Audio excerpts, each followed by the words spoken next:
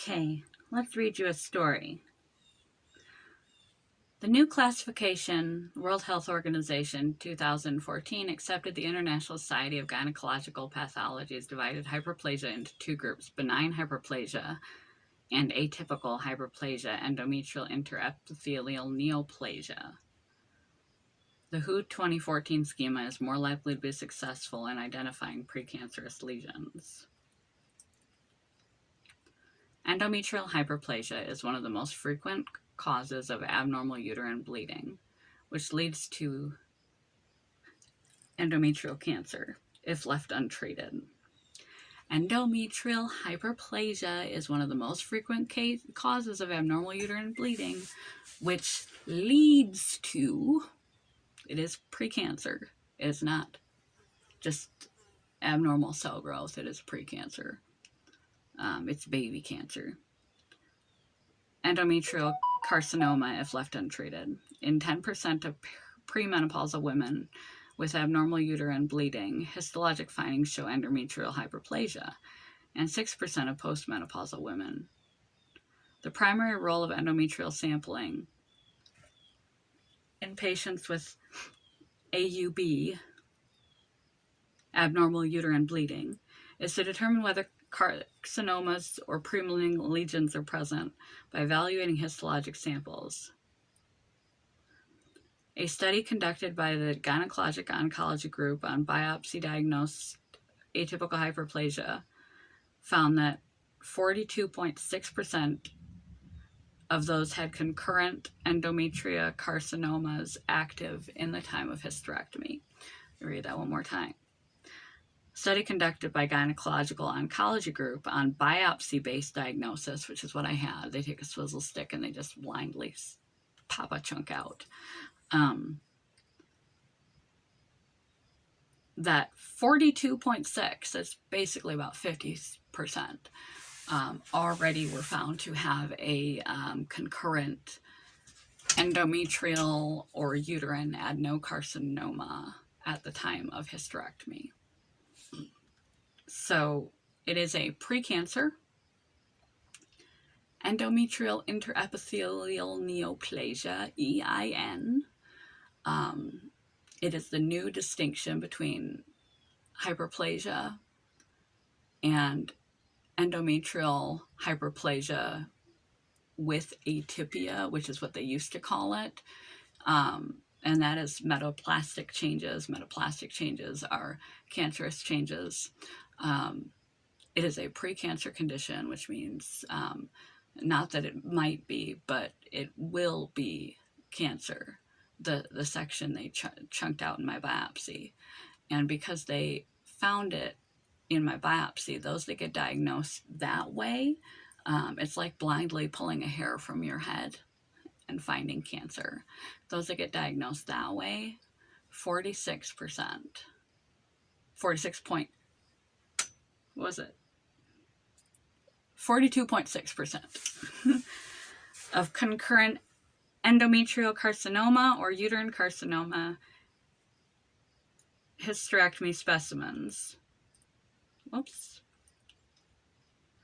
Atypical hyperplasia, EIN, is a precancerous lesion and requires different approach and treatment than other types of hyperplasia. In contrast, development of invasive carcinomas is very rare in cases of hyperplasia without atypia, which is good news, but not for me because I have atypia. Hyperplasia without atypia responds well to progestins. Hyperplasia with atypia requires definitive treatment with a hysterectomy due to the high rate of already existing concurrent endometrial cancer. And I need to take a break. You know what? That's enough for now. That's what I got going on in my uterus. Endometrial interepithelial. Epithelial is like this top layer of cells. So underneath, the top layer of cells, epithelial, endometrial, meaning it's in the lining of my uterus. neoplasia, neoplasm, neoplastic, neoplasia all refer to cancer. It is a new name for they used to have 4 designations for hyperplasia.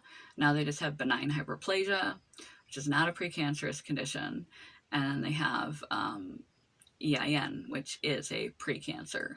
And in those that have the diagnosis made the way that I did, which is a blind biopsy versus DNC.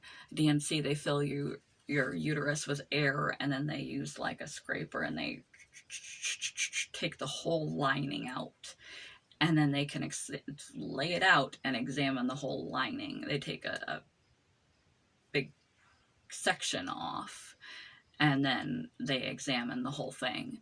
And if the condition is found that way, you have a like 20%, 15 to 20% chance during hysterectomy to find a pre-existing, already full-on cancer going on, typically adenocarcinoma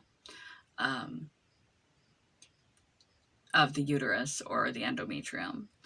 And those that were diagnosed my way have a 46.2% chance, basically a 50-50 shot of having a full-on cancer already active.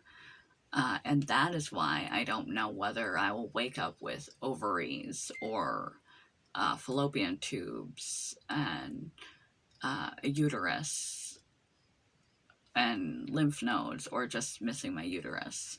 It depends on what they find in the lab, and I'm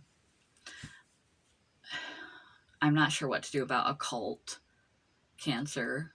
I really don't like that they're not running a PET scan on me, because a lot of cancer is too small to be seen by the naked eye, and a quick check, 10-minute check in a lab, it's easy to be missed. And so I'm hoping I get a PET scan, even if they determine that it was contained entirely to my uterus, and now they've removed my uterus, we're good. I would like a PET scan to verify that desperately, because the surgeon does not plan to follow up with me. Fortunately, my specialty center that I've been going to get all these clearances from does plan to follow up with me, and oncology, gynecology over there, so I'm blessed and fortunate for that. And I just went to my last appointment of the many doctors I had to see, and then each doctor wanted to make sure I was okay, because that's why they had sent me for surgery clearances, because of having open aneurysms and having a cortisol level of Addison's level. They wanted to see if I was a safe candidate for the surgery. And in order to do that, they sent me back to all the doctors I had seen for these conditions to get clearances. And every single one, minus my new primary, who just retired before this happened, so I had to find a brand new primary. That took some time too. And then introduce myself and be like, hey, by the way, you don't know me and everything, but can you clear me for surgery?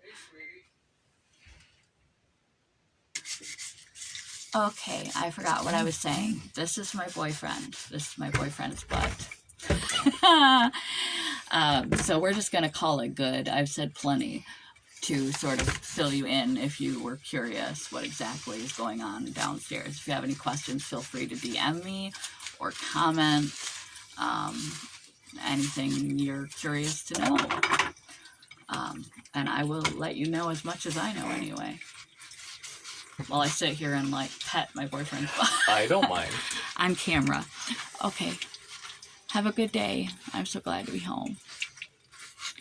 Hope you're all having a good day.